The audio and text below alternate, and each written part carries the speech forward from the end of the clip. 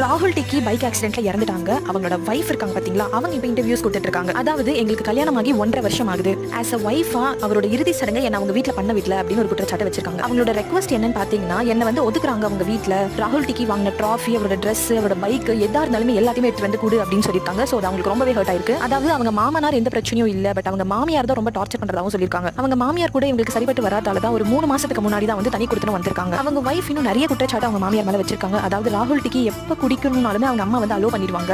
அது மட்டும் இல்லாம அவர் வந்து வேலை வெட்டி இல்லாதவன் அப்படின்னு சொல்லிட்டு ரொம்பவே வந்து தாழ்த்து பேசுவாங்க அப்படின்னு சொல்லியிருக்காங்க. ராகுல் டிக்கியோட அம்மாவும் ஒரு இன்டர்வியூ கொடுத்திருக்காங்க. அதுல அவங்க என்ன மென்ஷன் பண்ணிருக்காங்கன்னா, நான் வந்து அவங்க தண்ணி கொடுத்துட்டு போனதுதான் எனக்கு பிடிக்கல, அது மட்டும் தான் எனக்கு அவங்க கோவம், வேற எந்த கோவமும் எனக்கு கிடையாது, என் பையனே போயிட்டான் அப்படின்னு சொல்லிட்டு அவங்க ரொம்ப ஃபீல் இன்டர்வியூல சொல்லியிருக்காங்க. இன்னொரு ஷாக்கிங்கான நியூஸ் என்னன்னு பாத்தீங்கன்னா, அந்த தேவிகா இருக்காங்க பாத்தீங்களா, பிரெக்னெண்டா இருக்கேன், ஆனா அது இன்னும் கன்ஃபார்ம் பண்ணல, எனக்கு எதுவுமே வேணாம், அவங்க வீட்டுக்கு எனக்கு கூப்பிட்டுக்க சொல்லுங்க, நான் சம்பாரிச்சு அவங்க 2 பேரையும் காப்பாத்துறேன், ஆனா அவங்க வந்து என்னை சுத்தமா ஏத்துக்க மாட்டாங்க, என்ன அந்த வீட்டுக்கு கூட வரவிட மாட்டாங்க அப்படின்னு சொல்லிட்டு குற்றச்சாட்டு வச்சிருக்காங்க.